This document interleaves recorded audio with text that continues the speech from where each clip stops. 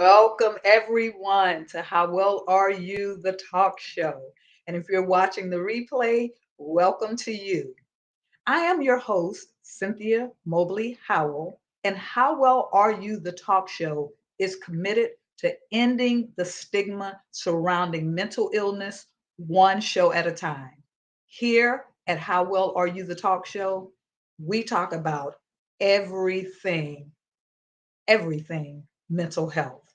So, July is actually Minority Mental Health Month, and we're going to raise the awareness this month to the unique struggles that racial and ethnic minority communities face regarding mental illness in the US.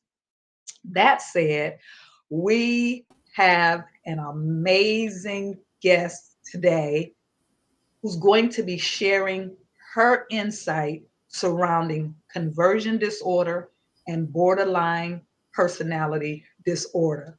We have with us today none other than Elizabeth Jean Gagnon, and I'm going to be reading a portion of her bio in a moment because if I read her entire bio, we would be here a very long time. This woman is doing some amazing things all over the country. And like I said, if I were to read her entire bio, we would be here for a very long time. So we have Miss Gagnon, who is an accomplished, best-selling international co-author, keynote speaker, and she is the founder of Miss Liz Tea Time and Parties. I love that. She served as the Global Peace Challenge 2020 ambassador for Canada and held significant roles in human rights organizations. Elizabeth is a survivor of extreme abuse and uses her experiences to create transformative events, and she advocates for mental health and peace. I love that. She has received numerous awards and recognition worldwide. Now, what I love about our guests this evening, well, it's evening where I am, so wherever you are, I'm not sure what time of day it is, but it's evening here. But what I love about her is that she has lived the experience. And oftentimes we communicate with those who are textbook and they've read it and they've studied it, and no shade to those people. I get it, I understand, and I'm so thankful for them. But I think that person who has actually lived and is living the experience has so much impact when it comes to their particular situation. So we want to welcome Ms. Elizabeth Gagnon. Welcome, Liz, and thank you so much for joining us this evening. Well, thank you so much for having me, Cynthia. It is an honor to be on the reverse side of the table. Exactly, exactly. A friend of mine, I was watching a friend of mine who also has a podcast, and he was actually on the other side of the table. And I said to him, I said, "So big guy, how does it feel for you to be on the other side of the table?" So it is interesting when you're on the other side of the table, as I often am myself. So again, we want to thank you so much for joining us, and you know how passionate I am about mental wellness. And for those of you who do not know, my passion stems from being one of four siblings who was raised in a household where all of my siblings, I had three siblings, they were all brothers, and they all, not one of them, not two of them, but all three of my brothers were affected by a severe mental illness. It's very sad because their stories did not turn out too well because there was not early intervention. So, as a result of that, I've decided that I'm going to lend my voice to continue to raise the awareness, to continue to keep the conversation going. And anyone that knows me knows that my mantra is I'm not keeping quiet anymore, and I'm not. So again, thank you so much, Liz, for agreeing to come on, and we're just going to get right into it. And I think that um, the topic that we're going to talk about now is very interesting because before I met you, I actually had never heard of the term conversion disorder. So, can you just share with us, or can you explain to us what actually is conversion disorder? Well, first of all, Cynthia, thank you again for having me on your platform. And that conversion disorder is also known as extreme trauma. From what the doctors have told me, because I was only diagnosed in 2006 with conversion disorder. Before that, they were diagnosing me with MS, a manic depressive. They labeled me with a lot of names, and then they took those out because my body kept shutting down, and there was no proven medical tests that were coming back to prove why my body was doing what it was doing. I was having blind spots. I was having hearing problems, walking, speech. I was having mini strokes in my sleep. There was a lot of things that was going on to the point where I had to learn how to walk again. Uh, my bottom of my from my hips down went paralyzed for 3 months, and I had to relearn how to walk. I have a penguin walk. People don't see that because they see me sitting all the time doing podcasts, right? So I have a club foot that hangs sometimes, and it'll drag when my body's really too stressed or too full of anxiety. So it gets heavy. I call it the Shrek foot. Kind of just drags. Sometimes my speech I'll start to stutter really bad, and that. But the doctors told me when I first was diagnosed with it, because I asked them what it was, and they said, "Well, you're crazy. It's in your head. We can't figure it out. There's no proven tests. It's all in your head. Like, we don't understand why your body's shutting down. We don't understand why you don't hear, why you don't see. We don't. There's no tests. They're all coming back normal." Um, so I literally have papers that say that I'm crazy. So then doctors literally put it on my paper that I'm crazy. It's in my head. And then later they went back to the MS again because the body kept shutting down. I was falling. I was stumbling a lot. Blind spots. I can't see on my sides anymore. My peripheral's gone, so that's why I don't drive. There's just a lot of things that happen, and I went through a lot of trauma growing up. And later on, a psychiatrist told me, well, conversion disorder is caused by extreme trauma, extreme abuse, childhood uh, abandonment, and that leads also to the borderline personality disorder, the fear of rejection, the fear of not being heard. Um, I always wondered why I would get really upset or really quiet. I would just go numb. My body would start to get tingles, and that when I wasn't heard, when I wasn't seen.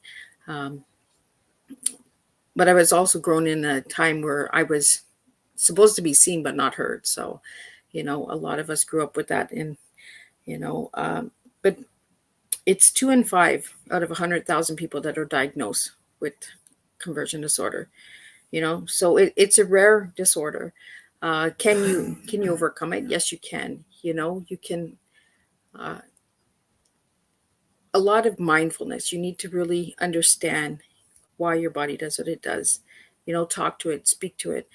For me to learn how to walk again, Cynthia, I had to tell myself, move, like just move. Like, why are you standing still? It was more of an argument with my body and myself. It wasn't with doctors. It wasn't with others. It was with my own body, that my body and me were just having this constant fight to move, to understand, to hear, to listen, to see. Sometimes I wake up and I'm just like, I can't see. And then it'll pass. It'll last a few minutes, the longest my sight has gone is, I think, 3 hours, and then come back. And there's nothing I can do about it because there's no medical test out there that it'll say, like, here, take this. And a lot of times the doctors will give you medication because they don't understand why your body's doing this. Okay, well, we'll take this and we'll do this. And I just got to the point where I'm just like, I'm not taking any more medication because all you guys are doing is numbing what you don't even know is there, what you can't see. So there's no reason for taking it. Um, They had me on so much medication at the end too, because they couldn't figure out why I was doing this. And instead of removing one medication, they just added another one and another one and another one, to the point where I was on 28 pills at one time. And I was on suicide packs because I refused to take my medicine, or I would take it all at once because I wouldn't remember taking it. So there was a lot of that going on as well for many, many years, to the point where I didn't even know I had children anymore. Uh, and people kept telling me, well, your kids are going to come for a visit soon. And I'd be like, I don't have kids. Like, what are you doing telling me I have kids when I don't have kids? I'm a kid myself. I literally did not know I was an adult, that I had got married, that I had kids, because there was too much medication in me. And August 29th of 2009, that was it. I walked over to the pharmacy, gave them a big shopping bag, and I said, I will not take any more of this medication.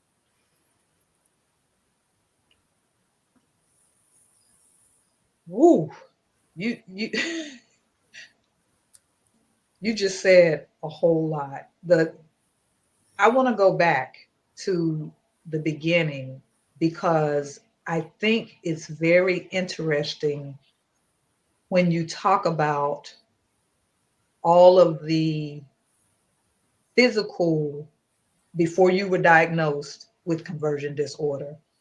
You were having all of these physical problems, disorders, symptoms, however you want to term it.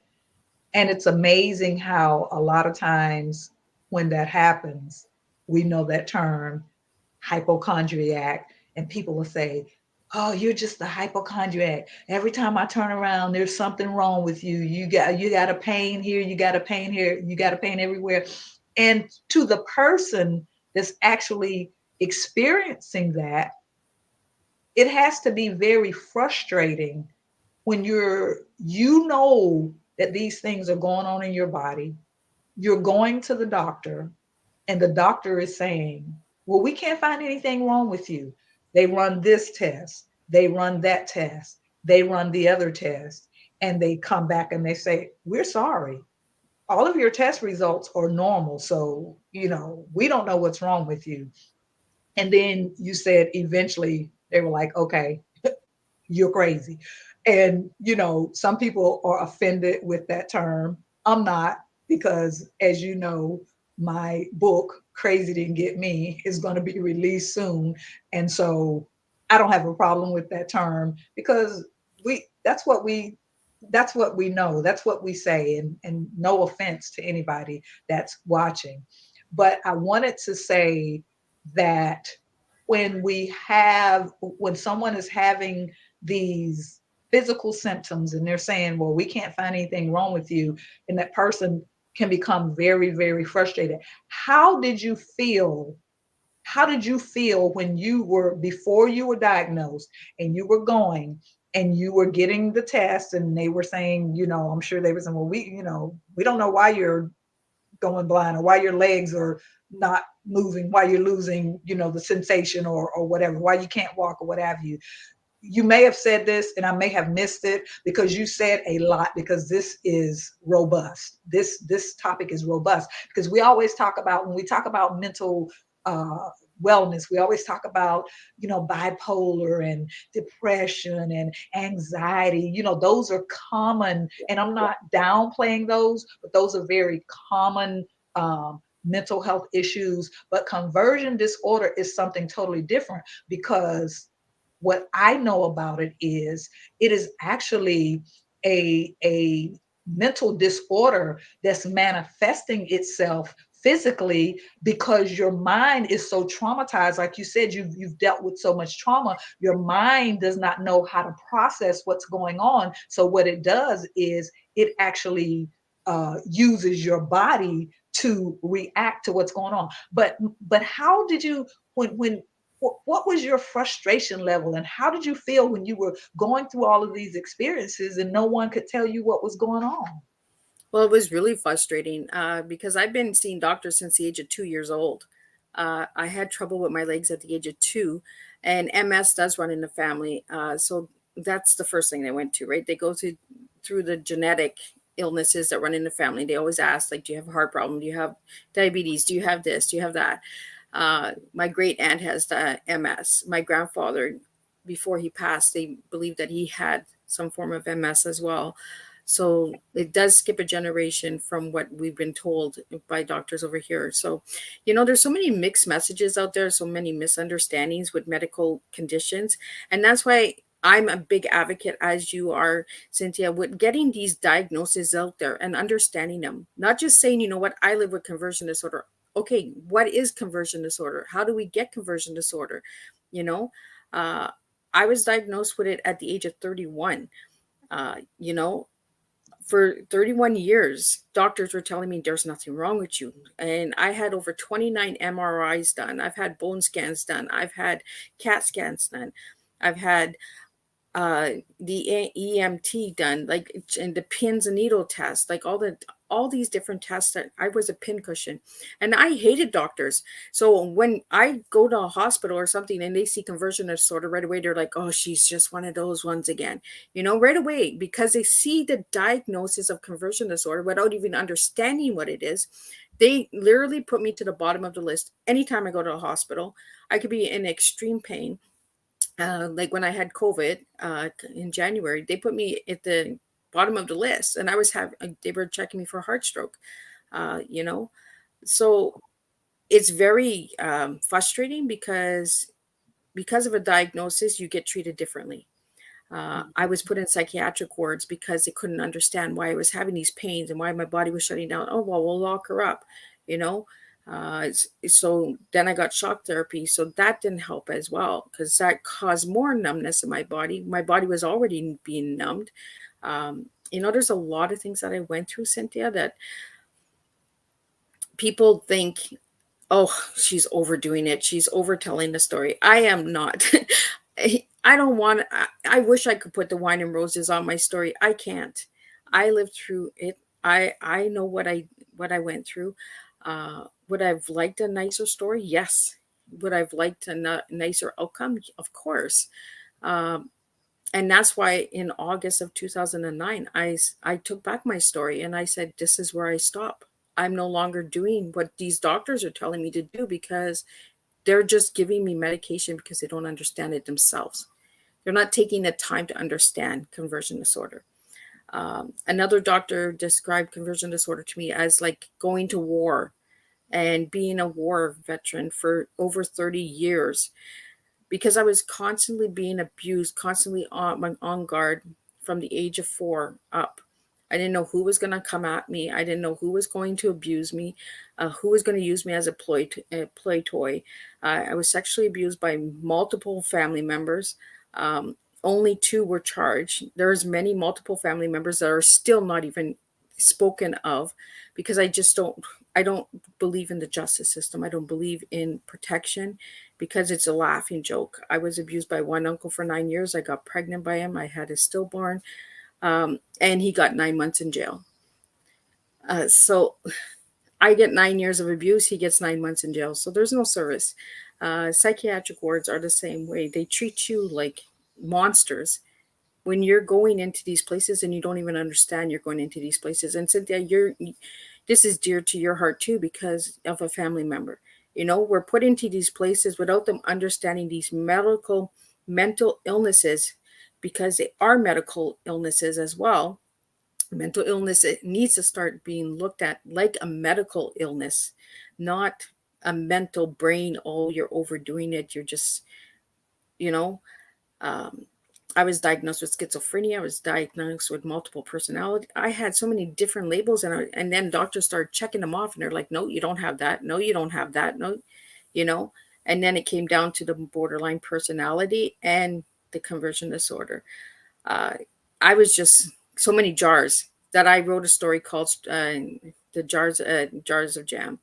I had so many different flavors of jam that was given to me, and I was just like, what flavor are they going to give me next? And that's when I just said, you know what? I don't believe in doctors. I am afraid of doctors, actually, because I don't know if they're going to lock me up again, because they can't find a proven test, right? So I try to avoid them. I don't go to a hospital unless I really need to. So I'm not one of those hypochondriacs like, oh, look at me. I got a sore finger. I got a sore toe. No, I'm the opposite. I will avoid them to the point where my body is physically not moving anymore, and ambulance are called for me to go in. Wow. Woo. So I I'm kind of like speechless right now, and I'm trying to Yeah, my gather. story's a heavy one. A lot of people when they read my story, Cynthia, like you when we met in Detroit, uh, we really have to understand that what you see on the outside is not what's happening on the inside. That's what mental illness is. That's why we're not keeping quiet tonight. That's why we're here tonight, because we need to get people to understand that you might see somebody walking and smiling, but that person inside is suffering. That's right. You do not know. And they could be smiling one day and the next day suicide comes. I've tried to kill myself 9 times, and the good Lord doesn't want me. He wants me here. So I'm just like, okay, I'm not gonna try anymore, because obviously you don't want me up there yet. I love it how even in the seriousness of what we're talking about, the humor, there's also humor as well, because you have to you have to laugh, because if you stayed in that mode of where you are with the whole seriousness of what we are experiencing, we probably wouldn't make it out. So wow, when when you talk about the traumas, the abuse, the rapes, the molestations, it that's a whole nother ball of wax. And when we come back from our break, um, to do the second half, we're going to talk about the borderline personality disorder. And a lot of times, a lot of times when we experience people, like you said, someone is walking around smiling, they are functional. I mean, look at you, look at all the accolades that you have, look at all you've done. I mean, you are world renowned for your work, on top of all that you experience on a daily basis. And we don't know what you're experiencing unless you get on a megaphone or get on social media. And sometimes you do, sometimes you have your moments and you're like, y'all, listen, this is what's happening. This is what kind of day I'm having today. I'm just letting y'all know, but otherwise, we wouldn't know, because like you said, you're doing your shows. And I mean, your show is spectacular. You have guests, people of renown from all over the world, from every race, from every genre, from every social status. Nobody, unless nobody would have known if you wouldn't have just sat here and said what you said and what you have experienced and are still experiencing on a daily basis. No one would have known, which is which is an indication that despite what we may have experienced, no matter how traumatic and no matter how tough and no matter how rough and no matter how horrible, we can still rise above. We can still stand up and say, you know what? You're not going to break me. I am not going to be broken. I am going to rise above. I am going to do what God called me to do.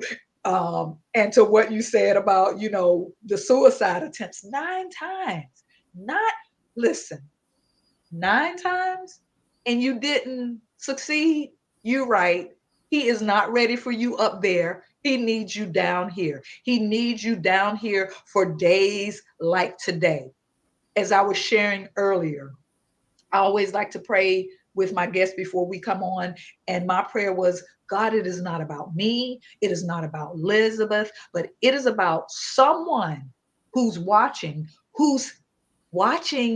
and who is suffering in silence. Someone out there who may be having all of these manifestations in their bodies, dealing with all of these symptoms in their bodies, going to the doctor, and the doctor is running all kinds of tests and saying, well, we can't find anything wrong with you.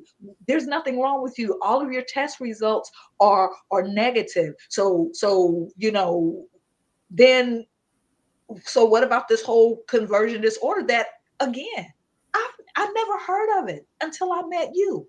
So for our listening audience out there, if you are out there and you are dealing with bodily symptoms or physical symptoms, and the doctors are not finding anything, and as Elizabeth was saying earlier, she had a history, family history of MS. So of course, they're going to rule that out because of certain symptoms that she was having.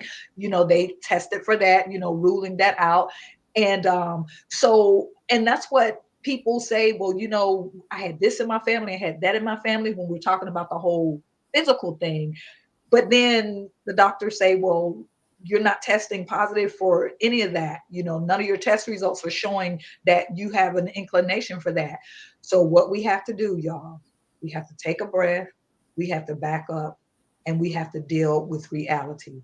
And right now, I'm challenging you, people, to back up and to sit with yourself and reflect on what happened to you as a little girl, 3 years old, 4 years old, 5 years old, 6 years old, a teenager, a young woman, that you have not been able to acknowledge. And I understand it's not easy.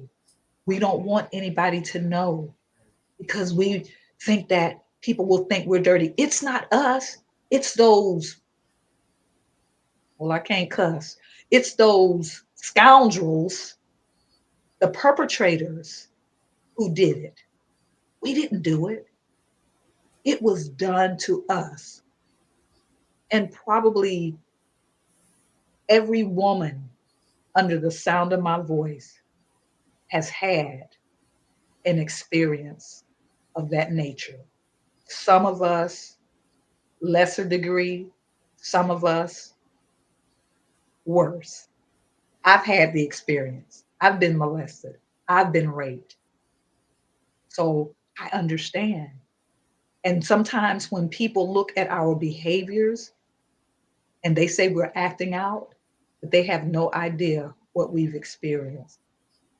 So this whole conversion disorder, as I said, ladies and gentlemen, it could very well be conversion disorder if you're dealing with physical symptoms and they cannot figure out what's going on. Your body is absorbing the trauma that's going on in your mind. Wow. Wow. And tell me again, you did tell me, but I want you to tell me again, Elizabeth, how was it finally diagnosed? What happened for them to finally realize? And what brilliant person that understands about conversion disorder discovered that that's in fact what was happening with you? And I love how you said, though, let me mention this before you answer that question, how you talked about all of the medication that you were taking that wasn't helping the situation either. Because if you're taking, I think you said like 26 medications, all of these medicines are starting to coexist and cross pollinate. And I don't know if I'm using the right terminologies. And you're really like all over the place now, and your body's not really getting any better. And I love how you said you took them and bagged them up and went and sat them on the pharmacy's counter and said, you know what? No more. I love that because some people just keep doing it year in, day out, year in, year out, and they never determine this is not helping. it's making things worse. But I wanted to acknowledge that. But can you answer the question about the when you were finally, when somebody finally, like the bell came on the coffee, they woke up and they smelled the coffee. What happened again? Well, they thought I was having a heart attack because my left side, my arm would not go down. I was working at the gas station and I had 5 minutes left to my shift, and my arm kind of just went like this. And I thought I was having a stroke. So I said, well, I'm just going to finish my 5 minutes. I'll do my count and then I'll go home and I'll lay down. I laid down and I couldn't move my legs. I couldn't move my, and then I had a good friend at the house with me and my children, and they had called the ambulance, and my daughter, she said, well, my mommy has MS. My mommy has MS, because that's all the kids had heard, because mommy was always going for MS tests. I was always going for the MRIs and the scans and all of that. So they were from the age of 26 to 31, it was MS, MS, MS. So that's all my kids heard was mommy's going to the MS doctor. Uh, so they called the ambulance. The ambulance came and got me. And I was in the hospital, I believe, 3 days, and still my legs would not move. They were putting needles in my feet. They were saying, Miss Gagnon, can you feel that? I'm just like, nope. My kids would sit on my legs and they're like, Mommy, can you feel me? And I'm like, nope, sorry guys, I can't feel anything. Um, so they were going to put me into the psychiatric ward again. And they put me in the wheelchair and they were like, we're going to take you upstairs. We're going to do this check on you. What do you see? Those pictures, the black and white pictures. What do you see when you look at this? And of course, I have a dark sense of humor. I'm just so sick of doctors at that time. I'm just like, okay, I see red flowers. I see orange. And they're like, well, these pictures are black and white, Mrs. Gagnon. There's no color. And I was like, well, I see color. Like, if you're going to put me up here, I want to see some color. I want to see some fun. And I was like, honestly, guys, it's a black butterfly. It's a bug. It's like, there's nothing wrong with my mind. It's my legs that are not working. Like, it's not my mind that's not working. My brain is working. Everything is good. I just cannot move my legs. Um, so then they sent me to Ottawa Royal Hospital University, and there was a psychiatric that did a multiple tests on me, asked me these questions for 2 days straight, and she's like, you know what? I think this woman has conversion disorder. Like, she there's something going on, like there. And then they did like the past history of trauma and how much trauma and all of that, and I scaled really high on that, because my body was on constant guard day and night from the age of 4 to the age of, even after I got married at the age of 18, I was on constant trauma, on guard all the time. I didn't know what was going to happen. So at the age of 31, they diagnosed me with conversion disorder. Uh, and then they diagnosed me with schizophrenia and DID and BPD and manic depressive and social anxiety. They just kept putting the labels on. It was just like giving me different types of jam to serve to the table, and I'll joke about that sometimes when I do my tea time. What kind of jam are we serving today? Like, are we serving the sweet or non-sweetened jam? But it's gone down. There was a total of 20, 24 diagnoses at one point, down to 2. So they were checking them off, and they were one by one. It was just like, let's take this ingredient out. Let's take this ingredient out. Let's take this one out. It was just like a recipe that was taking everything out and just making the bare butter, toast with butter at the end. There, you had your bread and you had your butter. Those were the only 2 that were left. Even to this day, I still don't trust them with the conversion disorder. I still don't trust them with the BTD. Uh, I honestly think that there was just so much trauma, and they just got to give it a name, right? They just got to call it something, instead of just saying, you know what, this woman went through extreme trauma in her life. Let's just give her the word trauma. I'd rather that, because as soon as a doctor sees conversion disorder, they put me at the bottom of the list and they think I'm crazy. So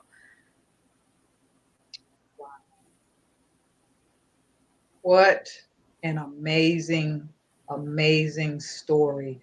Before we go to the break, I want to ask you one more question, about, the conversion disorder, what are some challenges and misconceptions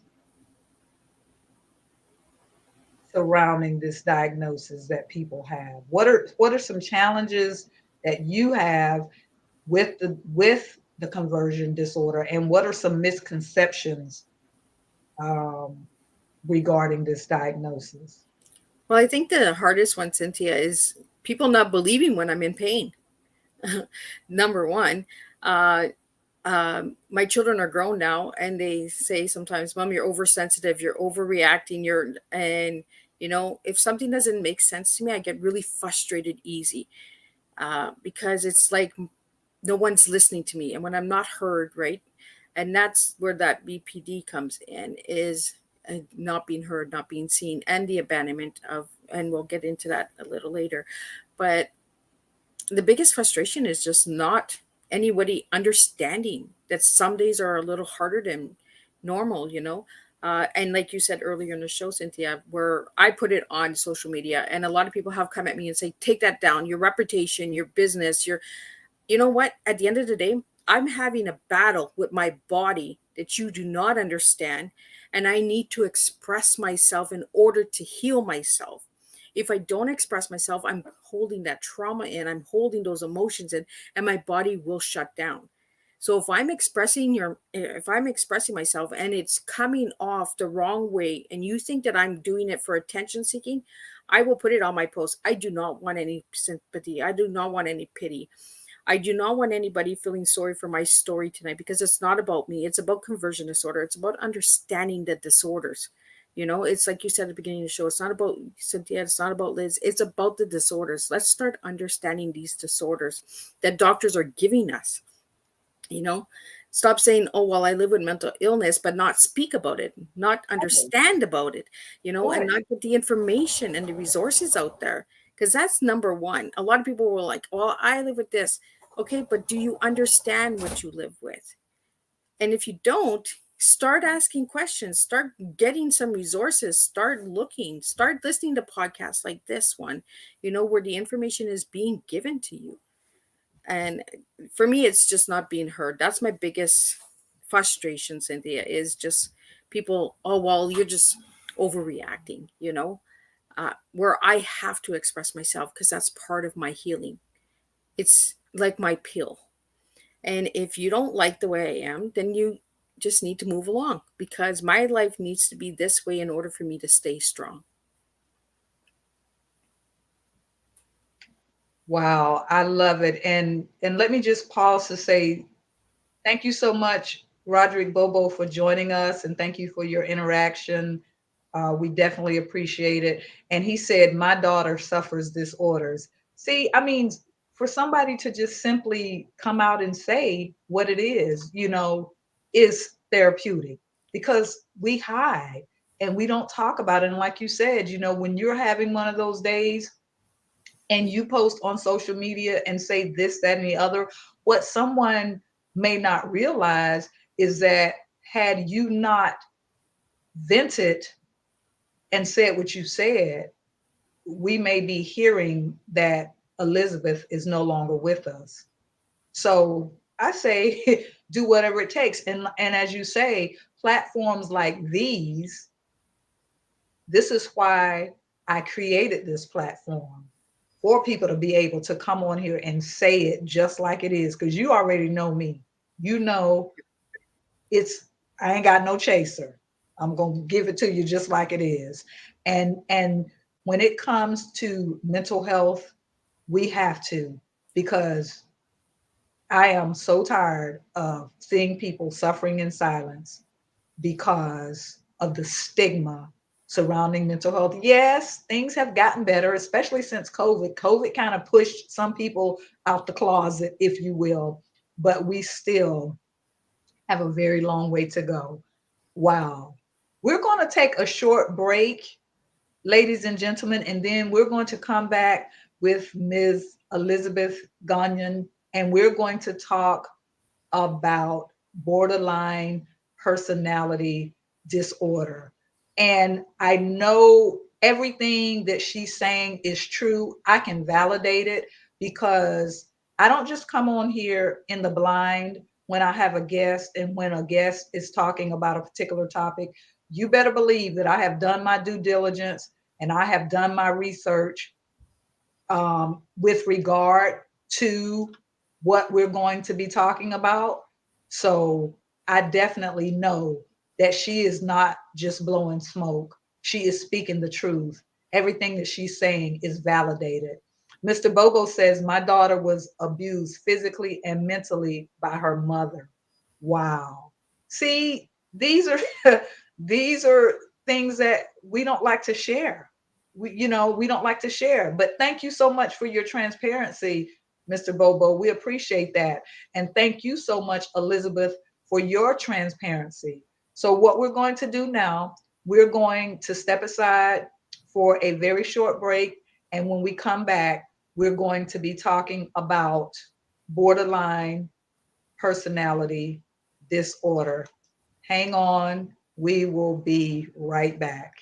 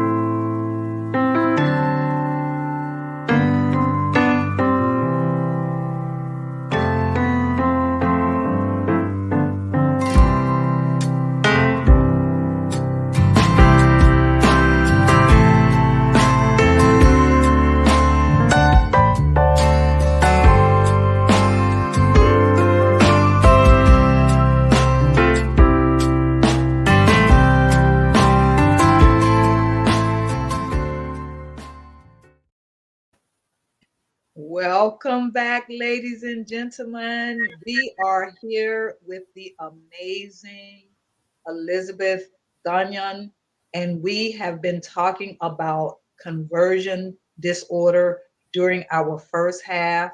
And now we're back to delve into borderline personality disorder. Again, Elizabeth, I want to thank you so much for coming on.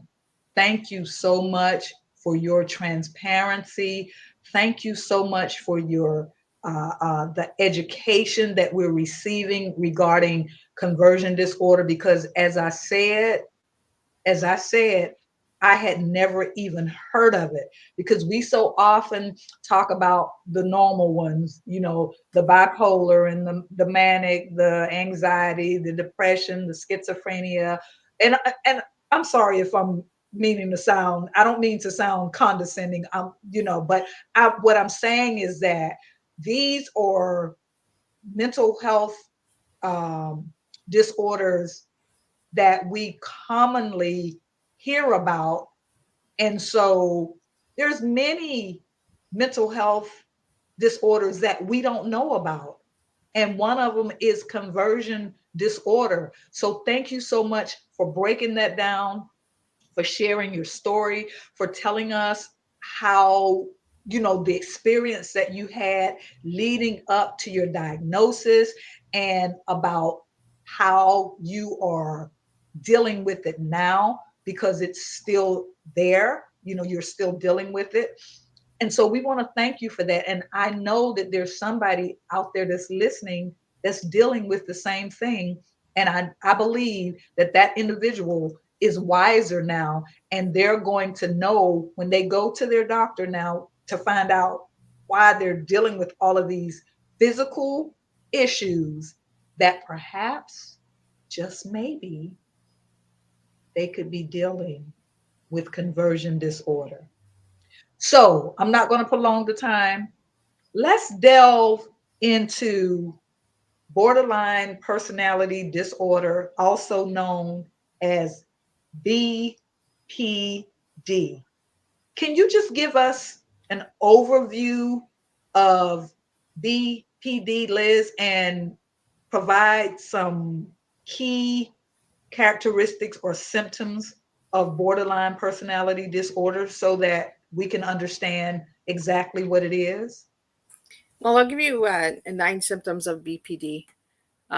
Fear of abandonment, uh, unstable relationships, unclear of shifting self image, impulsive self destruction behavior, self harm, chronic feelings of emptiness, and explosive anger, which I have all of those.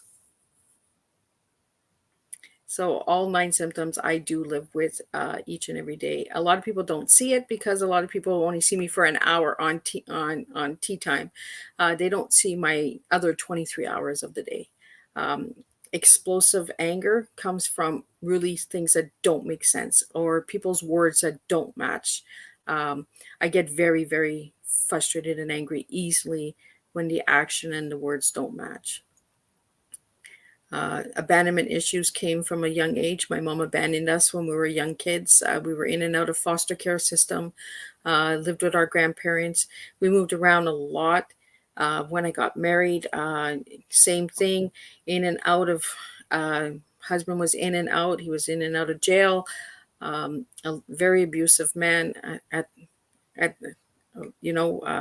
overcome a lot. That story I really don't speak about much of because it does cause me to have traumas and triggers. You know, I realized about 2 months ago that I didn't even realize that I had dealt with my divorce. I was so happy to get my divorce from a man who tried to kill me multiple times. Uh, and I was watching one of the podcast shows. I forget which one I was listening to when they were talking about relationships, and I realized I hadn't dealt with my divorce. I carry my divorce papers in my purse because I that was the proudest day of my life because I was like, yes, I lived. I did it. I got rid of the monster. I got rid of that man. Um, but I still have that man in my life because I do have children. So he is still a part of my life. So So here again, thank you for that. Yeah, and I can understand about the triggers, and no problem, because we ain't trying to trigger nobody up in here today. But what I do want to say is this is what comes to mind. And I have to be very transparent about this myself. Sometimes when we're in relationship with people, and I don't mean, well, yeah, man, woman, but I mostly mean platonic relationships or friends, or what I'm trying to say. And when they present in a certain manner, oftentimes, let me clarify that, in a certain negative manner, oftentimes we judge them and we clam up because they're acting a certain way, because we're offended by how they're acting. Like, well, will you treat me like this today? Oh, you're not gonna say hi? Oh. But what we don't realize oftentimes is that person could very well be dealing with some type of mental health disorder that we have no clue about. And so rather than being compassionate, as we should be, regardless, we don't have to know the reason why someone is acting the way that they're acting, but it is up to us to be compassionate and perhaps say to them, you know, I noticed that I did this or I said this and you reacted a certain way or you didn't respond or what have you, instead of saying, well, they acting, they being shady today or what have you. We have, and I'm guilty of it myself because I'm very sensitive, believe it or not. People don't think that about me because I'm so boisterous, but I am a very sensitive person. But sometimes we can be wearing our feelings on our shirt sleeves.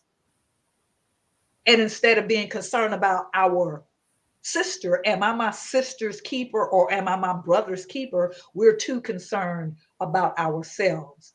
I had to say that. But let me pause right here. I want to say hello to Barbara Dixon if you're still here. Thank you so much for joining us. I want to say hello to Liz, to two of our speaker cohorts for LET, uh, Dr. Carolyn Dodd and Dr. Cynthia Hickman.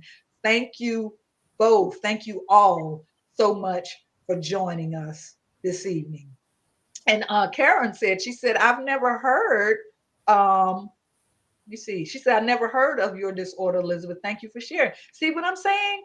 I've never heard of conversion disorder either, if that's what she's referring to. But that's why we have to do what we're doing right now.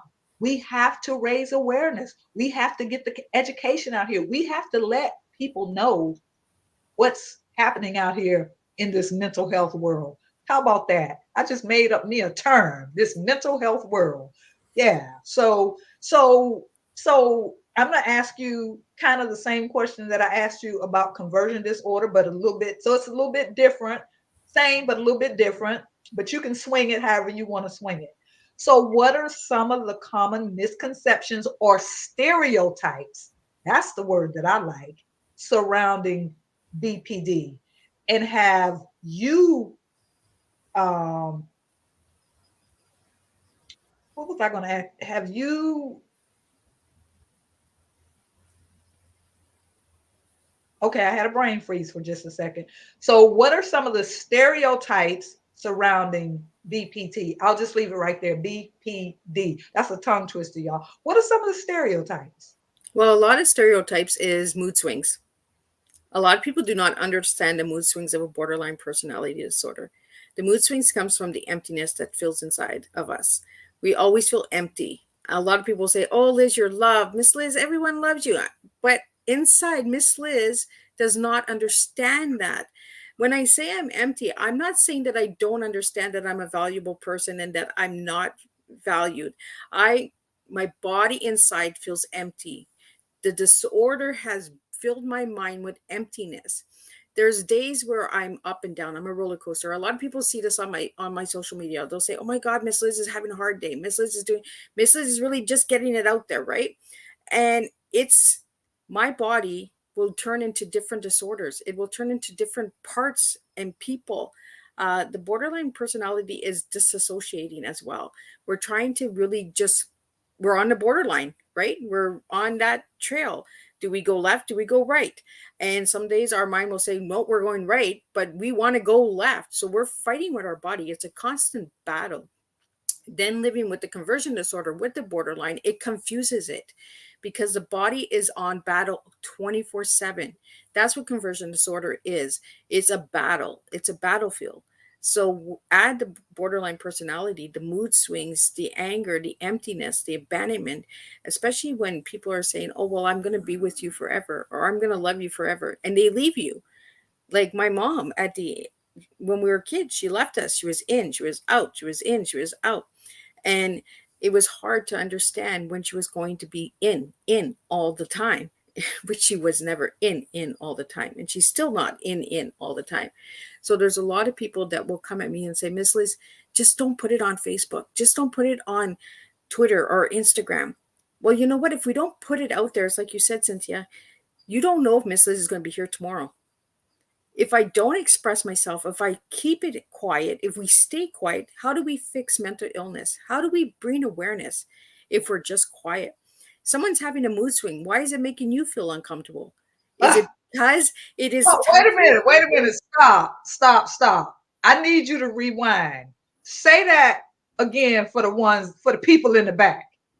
Someone's having that part right there. Well, it's true, right? Like if we say something on Facebook and it triggers you, or it's like makes you uncomfortable, is it something that you're dealing with or something Wow. that you're not dealing with? Why are you being so offended that someone is expressing themselves or their pain? Because something inside of you, it's a mirror, right? The Lord God has given us all mirrors to look within ourselves. We have to heal within ourselves. Doctors can only do so much. Medication can only do so much, but we have to heal within ourselves. That's why we go to the Lord. That's why we turn to worship. And that's why a lot of people say, "Miss Liz, oh, you're not religious. You're spiritual." Yes, I am very spiritual. And I do know that the Lord wants me here because I tried 9 times and I'm still here. And I've tried different things. I've cut myself. I've taken pills. I've jumped in the river. I can't swim. The good Lord, somebody pulls me out of the water. Like, it's just like, I cannot just leave. And I get frustrated sometimes and I say, why me? Why am I here? Why my voice? And this is exactly why I use my voice, is because of people out there that don't know about this disorder. Like Karen, our let sister, she doesn't know about conversion disorder. Tonight she does know about conversion disorder. So go out and check it. Do your research. Google is not there just for games and pictures. It's there for research. It's there for resources. It's there for understanding. Get educated. And that's exactly why we do what we do, you and me, Cynthia. And that's why I do tea time. Tea time is not a beverage. Tea time is teaching educational awareness, that we all can make a difference. We serve strong tea on tea time, and we're serving a strong tea tonight with Cynthia on her platform, because we need to have our voices heard. We can't stay quiet. We're not fixing anything when we stay quiet. And if people are uncomfortable, get uncomfortable, because that's where change is. Mm. you know Y'all, this is my girl. That's why when we connected because we're both real and raw. We tell it like it is. Like I said, no chaser. You have really, oh my goodness, I could be here all night long because I know that there is so much more. There is so much more. Whew, I just had to breathe for just a second. Barbara Dixon said, yes, I have my days when I feel I just want to be left alone. I don't want to talk to anyone. I wanted to come back as we get ready to wrap up. um, One of the things that I want to come back to that you said about the emptiness, and I'm just going to put it in my own words and correct me if I'm on the wrong rabbit trail. Oftentimes, I'm a person that I reach out, to people sometimes, or people might reach out to me sometimes via text. Like I have certain people that text me every day, like these inspirational messages or whatever. And I will text them back and I may put like a smiley face emoji or a heart emoji or some type of nice emoji.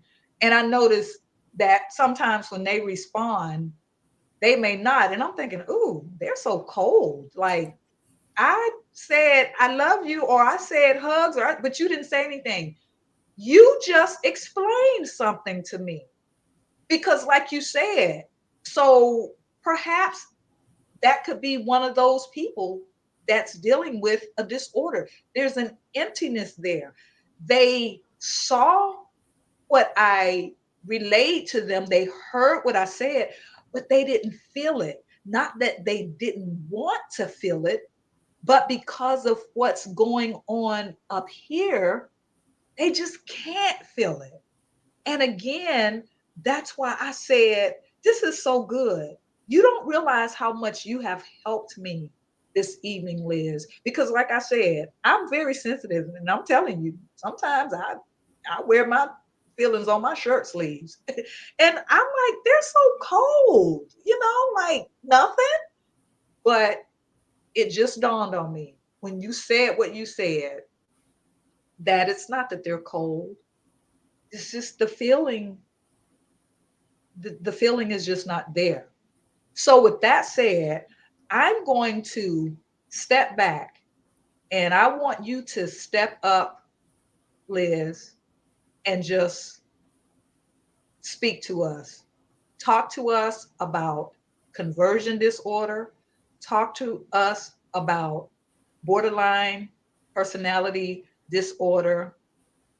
And then tell us what we need to be doing if we believe that we are experiencing any signs or symptoms of these disorders. You have the floor. well, thank you, first of all, Cynthia, for that. For anybody out there who would like to know more about conversion disorder, my biggest thing is research. Go and look on your local Google, DuckDuckGo, any kind of search engine that you're using, check it out. Do some research on conversion disorder.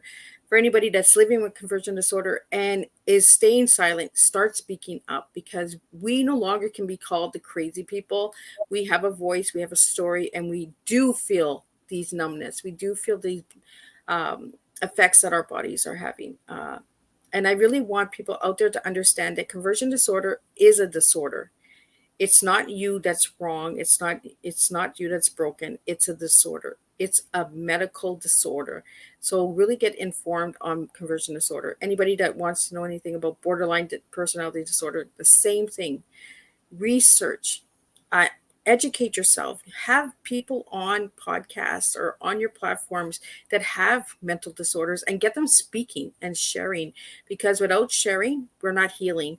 You know, and we need to really stop saying that we just live with mental illness.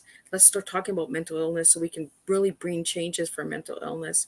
Um, and again, I want everyone tonight to take my story, not for me, but for somebody who's out there living with it and might not be sure that you are living with conversion disorder.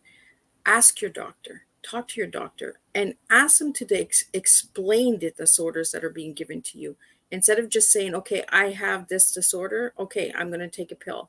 Ask the doctors how you can medically heal yourselves. There's mindfulness, there's a lot of writing, journaling. I do a lot of writing. If anyone knows about me, you can find all my stories and books and stuff like that. But tonight I really wanted to be on Cynthia's platform just to bring awareness to conversion disorder. Again, only 2 out of 5 out of 100,000 people are diagnosed with conversion disorder. Borderline personality disorder, the same thing. And therapists don't like working with people who live with borderline personality disorder because they feel that the patient lashes out a lot. We have our angry outbursts, so they don't really like working with us. They like to try to stay away from us. We're kind of like that person where they just stay away. They'll give us a pill, but they won't work with us. They won't counsel us. And check your local services in your community. Check the yellow pages. Check your websites. Check mental illnesses out there. Check out Cynthia Mobley, because she does have a lot of incredible information out there. She is getting a lot of this out there. If you'd like to know more about me and my story, you can check out my website at the www.misslizsteatimes.com. I don't really share my personal story on my platform. Um, I'm more about bringing awareness to other people, because I believe that without sharing other people's stories, we're not making a difference. You know, I'm a person that wants to celebrate everybody else except for Miss Liz. But Miss Liz does matter, and Miss Liz knows she matters. And a lot of people that think I don't, I know I do. And I've worked really hard to be who I am today. Um, so I wear my heart on my sleeve, and I wear my story proud, and I'm not staying quiet anymore. So again, thank you, Cynthia. Whew. Wow. Wow. Just wow. I'm over here just I'm very emotional right now, but I'm gonna hold myself together until I get off here. Liz, thank you so much. And let me just say, she's on vacation, y'all. So I feel privileged because, we booked this date a long time ago, but she didn't realize that's the date that I'm going to be on vacation. But she didn't call me and say, "Oh, Cynthia, I'm sorry, I'm on vacation." But as she said, she is a woman of her word. And I am so glad that you took an hour or so out of your vacation time to come on and to share with us regarding conversion disorder and borderline personality disorder. I thank our listening audience. You all have been totally awesome. Yes, Lizzie Watson, I do know exactly who you are. And Mr. Bobo, Brother Bobo, Pastor Bobo, I know him in many ways. We will definitely keep your daughter in prayer. Thank you again for all of, oh, there is my friend from Kenya. Oh my goodness, Pastor Betty. Hi. Hey, I got to tell y'all something. I got some exciting news coming up about that, but I can't tell you right now. So you're going to have to stay tuned. Thanks you. Thank you. Pastor Betty, what are you doing up? What time is it in Kenya? It's 8, 9, 10, 11, 12, 1, 2, 3. It's 3 o'clock in the morning. What you doing? But anyway, thank you so much, Elizabeth. When I tell you, I am just woo. I'm not even going to say anything else because you have said it all. Ladies and gentlemen, you do see Elizabeth's website is scrolling at the bottom of the screen, but how else can our viewers connect with you? Well, they can connect with me through all social media platforms. I'm on all of them: Instagram, Facebook, Twitter, LinkedIn, Twitch, um, Alignable, LinkedIn. The website is there. Also, you can check out Amazon. All of my books are there as well. I just released on my birthday the TEA books, which I shared. In the first book is the abuse story, the second book, grief, and the third, mental health. But I also speak on tea, and I speak on change. So there's a lot of self-help. There's some education in there as well. And it just shows you not to give up and just be different. I'm always about being different. So if you want to check out those, you can check them out on Amazon. Also, you can check out some of my stories in Sacred Hearts Rising, The Unstoppable Gems, um, Triumph Over Fear. And there's another book coming out soon this year. So there's a lot of things that are happening with Miss Liz. My story's coming out in different ways. And I like to do different, and just be yourself. Stay true to yourself and stay true to your story, because your story does matter. And we all do make a difference at the end of the day. Wow, we salute you, Miss Liz. You all, you have heard it from Elizabeth Gagnon herself. And we again are so grateful and so thankful for you taking the time to come and to educate and to bring awareness to us. This is Cynthia Mobley Howell of How Well Are You, the talk show. We are ending the stigma surrounding mental health issues one show at a time. And guess what? We are not keeping quiet anymore. Join us next week for another exciting show, same place, same time. And in the meantime, in between time, we want you all to stay well and be blessed. Have a great one.